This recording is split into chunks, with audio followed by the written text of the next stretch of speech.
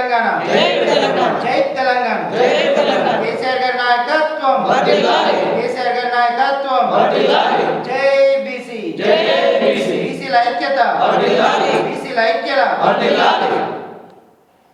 జై Telangana Congress party ordinance తీసుకొచ్చి 20 నెలల తర్వాత ఆర్డినెన్స్ తీసుకొచ్చి మేమేదో బీసీలకు గొప్పగా చేసినామని చెప్పే ప్రయత్నం నిజంగా కూడా చాలా సిగ్గుచేటు. ఇది పూర్తిగా కూడా బీసీలను మరి ఒక మోసం చేసే కుట్ర తప్ప అసలు మోసానికి ఎన్ని పదాలు ఉంటే అన్ని పదాలు కాంగ్రెస్ పార్టీ చేసినటువంటి ప్రభుత్వం చేసినటువంటి రేవంత్ రెడ్డి గారికి ఎన్ని మాటలు అనంటే తెలుగు పదాలలో అన్ని మాటలు అనొచ్చు. ఒక బీసీలను పూర్తిగా కూడా ఒక నయవంచన గురి చేసి ఒక మోసం ఒక కుట్ర ఒక దగా చేసిందని చెప్పవచ్చు. ఇవాళ మీరు ఆర్డినెన్స్ తీసుకొచ్చిర్రు, ఆర్డినెన్స్ తీసుకొచ్చిందని 20 నెలలు కాలయాపన చేసిరు. అసెంబ్లీలో తీర్మానం పెట్టి మళ్ళీ ఆర్డినెన్స్ తీసుకురావడం అనేది ఇది రాజ్యాంగ విరుద్ధం. మీరు ఆర్డినెన్సే తీసుకొచ్చేది ఉంటే అప్పుడే కేబినెట్ పెట్టి ఈ ఆర్డినెన్స్ను మరి అప్పుడే తీసుకురావచ్చు. మరి 20 నెలలు ఎందుకు కాలయాపన చేసినట్టు? అంటే బీసీలు అంటే చిన్న చూప, బహుజనులు అంటే అసలు మీకు పట్టదా? రాజ్యాధికారం బహుజనులతోటి కావాలి తప్ప బహుజనుల గురించి ఆలోచించరా అని చెప్పేసి మా బీసీ నాయకుల పక్షాన మా బీసీల పట్ల మేము ప్రశ్నిస్తూ ఉన్నాం. ఇలా అసలు మీరు బీసీలకు ఏం చేసిర్రు అని చెప్పేసి మాట్లాడుతూ ఉన్నారు. ఎందుకు ఒక్కొక్కరు అయితే బీసీలకు ఇలా బీసీల ప్రభుత్వం బీసీలకు అది చేసింది ఇది చేసింది కృతజ్ఞత సభలు అసలు ఎందుకు పెట్టుకుంటుర్రు అని చెప్పేసి మేము బీసీల పక్షాన ప్రశ్నిస్తూ ఉన్నాం.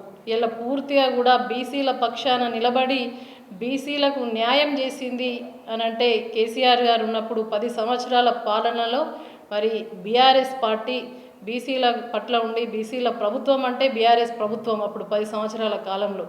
ఎందుకనంటే ఇవాళ బీసీలకు ఎంబీసీ మోస్ట్ బ్యాక్వర్డ్ క్లాస్ కింద దాదాపు 1000 కోట్ల నిధులను కేటాయించింది మరి ఆనాడు తెలంగాణ రాష్ట్ర తొలి ముఖ్యమంత్రి కేసీఆర్ గారు. అదేవిధంగా బీసీలలో అనేక కులాల వాళ్ళు ఉన్నారు. ఇలా అనేక కుల వృత్తులకు జీవం పోసి వాళ్ళ ఒక జీవిత ఉపాధికి మనుగడకు మరి ఊతమిచ్చింది ఇలా కేసీఆర్ గారు. ఎందుకంటే బీసీలలో అనేక కులాలు ఉన్నాయి, ఉపకులాలు ఉన్నాయి.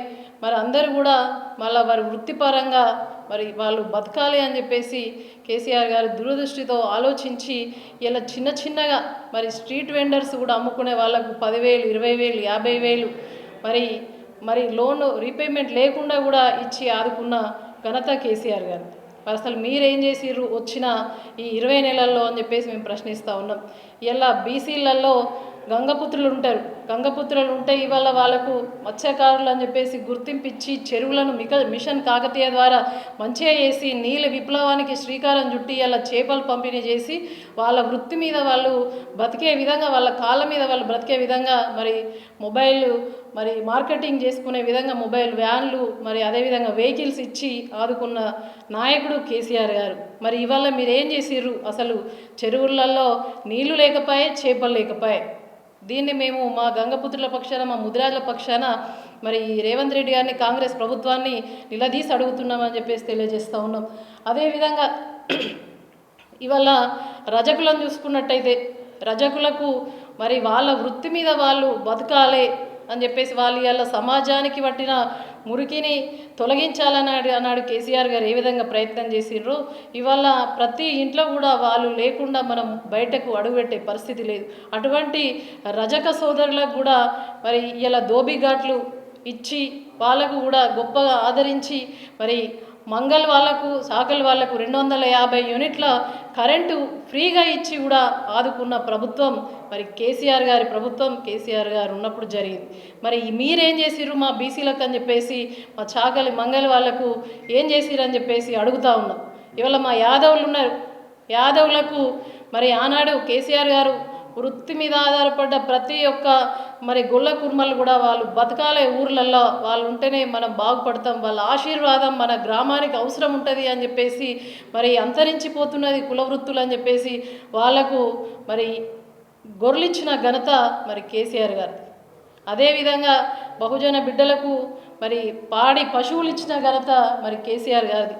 అదేవిధంగా మేధర్ సంఘం ఉంటే వాళ్ళు కూడా అనేక పనిముట్లు ఇచ్చి మళ్ళీ మరి వృత్తి జీవనం కొనసాగించే విధంగా చేసిరు.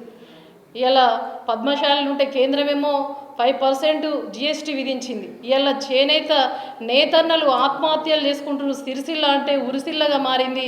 వాళ్లకు చేనేత బంధు అని చెప్పేసి ఇవాళ మరి కేటీఆర్ గారు మన మినిస్టర్గా ఉన్నప్పుడు వాళ్ళకు హ్యాండ్లూమ్స్ ఇక్కడ పవర్లూమ్స్ ఏర్పాటు చేసి మరి వాళ్ళను గొప్పగా ఆదుకొని వాళ్ళ కుటుంబంలో మరి సంతోషాన్ని నింపినటువంటి ఘనత కేసీఆర్ గారి ప్రభుత్వంది, బీఆర్ఎస్ పార్టీదని గర్వంగా చెప్పుకుంటా ఉన్నాం. మీరేం చేసిరు మా పద్మశాలిలకు అని చెప్పేసి ప్రశ్నిస్తూ ఉన్నాం. ఇలా అత్యధికంగా అన్ని వర్గాలలో రైతులు ఉంటారు.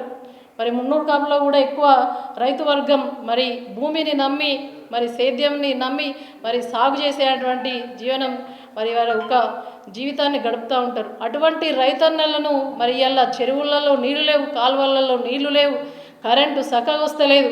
మరి అటువంటి రైతన్నకు నువ్వు ఏం చేసినావు? ఇచ్చినట్టే ఇచ్చి మొండి చేయి చూపినావు. ఇలా రైతు రుణమాఫీ ఏది? ఇలా రైతు రుణమాఫీ కొంతమందికి వేసినావు, చాలా వరకు కూడా కాలేదు. రైతు బంధు ఎలక్షన్ల స్టంట్ కోసం వేసినట్టే వేసినావు, అది కూడా చక్కగా చేయలేదు. పైలట్ ప్రాజెక్టు కింద కొన్ని చేసిరు, అక్కడ కూడా పూర్తి స్థాయిలో ఇవ్వలేదు. ఒక్క గ్రామమే ఓట్లేస్తుందా? అందరు రైతులే కదా. ఇస్తే కడుపు నిండా అన్నం పెట్టాలి. ఇలా ఏ ఊరికి వెళ్ళినా కూడా దాదాపు కొన్ని గ్రామాలలో ఎంత వీలైతే అంత మరి కేసీఆర్ సార్ ఉన్నప్పుడు ఇండ్లు కట్టించిర్రు. ఇలా జైత్యాల పట్టణం చూసుకుంటే 4520 డబుల్ బెడ్రూమ్లు ఇచ్చిర్రు. వాళ్ళెవరు? నిరుపేదలు. అక్కడ కూడా బహుజన బిడ్డలు ఉన్నారు. ఇవన్నీ కూడా కేసీఆర్ గారు చేసిర్రు. మరి మీరేం చేసిర్రు ఈ 20 నెలల్లో అని చెప్పేసి అడుగుతా ఉన్నాం. మా గౌడ అన్నలు ఉంటారు, మా గౌడ సోదరులు, వాళ్ళ యొక్క చెట్టు మాఫీ చేసిర్రు, చెట్టు పన్ను మాఫీ చేసిర్రు. ప్రమాదవశాత్తు చెట్టు మీదకే పడితే 5 లక్షల ప్రమాద బీమా కల్పించిన గొప్ప మనసున్న నాయకుడు కేసీఆర్ గారి ప్రభుత్వం. మరి నువ్వేం చేసినావు? మీరేం చేసిరని చెప్పేసి కాంగ్రెస్ ప్రభుత్వాన్ని మా బీసీ నాయకుల పక్షాన, బీఆర్ఎస్ పార్టీ పక్షాన డిమాండ్ చేస్తూ ఉన్నాం. ఇలా అత్యధికంగా బహుజన బిడ్డలే, బీసీ బిడ్డలే మరి పెళ్లి చేద్దామంటే కూడా అరకొరగా ఉండే పరిస్థితి. మరి ఇవాళ కట్నం ఇయ్యలేని దుస్థితిలో ఎవరు ఉంటారంటే చాలా నిరుపేదస్తులు మా బీసీలలో అట్టడుగు వర్గాలలో ఉంటారు. కళ్యాణ లక్ష్మి ఇచ్చి ఆదుకున్న నాయకుడు మరి కేసీఆర్ గారు. మరి నీ ఓట్ల కోసం తులం బంగారం అని చెప్పినావు ఆనాడు. మరి ఏది నువ్వేం చేసినావు? కేసీఆర్ గారు కళ్యాణ లక్ష్మి ఆడబిడ్డకు మేనమామే కట్నం ఇచ్చిండు కదా, మరి మీరేం చేసిరని చెప్పేసి ప్రశ్నిస్తూ ఉన్నాం. బీసీల కోసం మేము చేసినామని చెప్పేసి మీరు అక్కడ ఇక్కడ చెప్పుకుంటున్నారు. ఇక్కడ కాంగ్రెస్ నాయకులు మరి ఇక్కడ నుంచి అటు గెలిచి అల్లగైన నాయకులను మేము అడుగుతూ ఉన్నాం. మీరు గొప్పలు చెప్పుకున్నాడు కాదు, ఏం చేసిరు? ఇవన్నీ చేసినాయని మేము చెప్పినాం, మీరేం చేసిరు అని చెప్పేసి అడుగుతూ ఉన్నాం. ఇలా కుల సంఘాలకు ఆత్మగౌరవంగా బతకాలి అని చెప్పేసి హైదరాబాద్ నడిబొడ్డున ప్రతి కుల సంఘ భవనం కట్టి వాళ్ళ యొక్క ఆత్మగౌరవాన్ని పెంపొందించిన నాయకుడు మరి కేసీఆర్ గారు అని చెప్తున్నాం. అంటే బహుజనులు అని అంటే చిన్న చూపు ఉంటుంది. మీకు అసలు చిన్న చూప? అసలు మేము బట్టదా ఓట్లకే వనికొస్తామా రేవంత్ రెడ్డి గారు అని చెప్పేసి ప్రశ్నిస్తూ ఉన్నాం. ఇవల్ల ఈ పరంగా అందరినీ అభివృద్ధిలోకి తీసుకురావాలి. వాళ్ళు కూడా రాజ్యాధికారం ఇచ్చినప్పుడు అంబేద్కర్ గారు రచించిన రాజ్యాంగం ప్రకారం అట్టడుగు వర్గాలను సామాజికంగా మరి ఆర్థికంగా ముందుకు తీసుకెళ్ళినప్పుడే మరి సమాజం బాగుపడుతుందని నమ్మిన వ్యక్తి మరి కేసీఆర్ గారు, అంబేద్కర్ స్ఫూర్తితోటి. కాబట్టి ఈ విధంగా అన్ని చేసిరు. అసలు మీరేం చేసిర్రు అని చెప్పేసి మేము ప్రశ్నిస్తూ ఉన్నాం. కాబట్టి చేసింది ఏమీ లేదు. చెప్పుకునే ప్రయత్నం చేస్తారు, మభ్యపెట్టుకునే ప్రజలను మభ్యపెట్టే ప్రయత్నం చేస్తున్నారు. ప్రజలు నమ్మే స్థితిలో లేరు. వల్ల కనీసం అంబేద్కర్కు దండేయని పరిస్థితిలో మీరున్నారు. మేము ఆత్మగౌరవంగా బడుగు బలహీన వర్గాల ప్రజలం అందరం కూడా మేము ఎంతో ఆదర్శంగా తీసుకుంటాం. ఒక దైవంగా భావించేటువంటి అంబేద్కర్ గారికి 125 అడుగుల తోటి హైదరాబాద్ నడిబొడ్డున కడితే ఒక దండ కూడా వేయలేని పరిస్థితి ఉంది. ఇలా దళితులు ఉన్నారు. దళితులకు 10 లక్షలు ఇచ్చి వాళ్ళ జీవితాల్లో వెలుగు నింపాలని చెప్పేసి కేసీఆర్ గారు ఆలోచిస్తే నేను 12 లక్షలు ఇస్తా దళితుల ఓట్ల కోసం మాట్లాడారు. ఇలా దళిత బంధు ఎక్కడ అని చెప్పేసి మా బహుజన బిడ్డలు దళితుల పక్షాన అడుగుతూ ఉన్నాం. మరి ఇన్ని కార్యక్రమాలు చేసిరు, మీరేం చేసిరు బీసీలకు అని చెప్పేసి ఇప్పుడు ఉన్నటువంటి ప్రభుత్వం ప్రజాపాలన అని చెప్పుకున్నటువంటి ప్రభుత్వాన్ని మా బీసీ నాయకులందరి పక్షాన, మా బీసీల పక్షాన మీడియా ద్వారా చూస్తున్న ప్రజలు కూడా గమనించాలి. ఇలా పెంచుతున్న పెన్షన్లలో అత్యధికంగా కూడా మరి అట్టడుగు వర్గాల ప్రజలే ఉంటాయి. ఆ పెన్షన్ వస్తే అంతో ఇంతో కొడుకు కోడలు పెట్టకుండా చూసుకుంటారని గొప్ప మనసుతో ఆలోచించిన నాయకుడు కేసీఆర్ గారు. కాబట్టి 2016 ఇచ్చిరు, అదే 2016 నడుస్తున్నది తప్ప పెంచుతా అని చెప్పారు మీ ఓట్ల కోసం, మరి ఆశపడతారని ఓట్లేస్తారని మీరు చెప్పిన 4000 పెన్షన్ ఎక్కడ కూడా పెరగలేదు. ఇలా వాళ్ళు కూడా చాలా ఇబ్బంది పడుతూ ఉన్నారు. తప్పకుండా మా పెద్దవాళ్ళ ఉసురు కూడా తప్పకుండా తలుగుతుంది. ఇలా విద్యా భరోసా కార్డు కింద 5 లక్షలు ఇస్తా అన్నారు, పూర్తిగా కూడా అన్నింటిలో ఫెయిల్ అయిపోయినారు.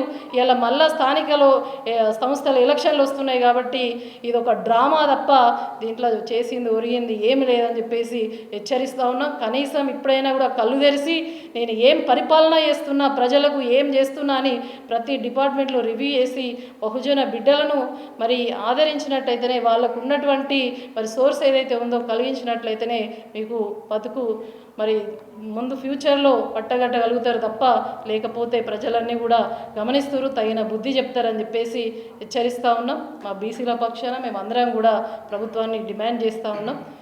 థ్యాంక్ యూ, అందరికీ థ్యాంక్ యూ. జై తెలంగాణ. జై బీసీ.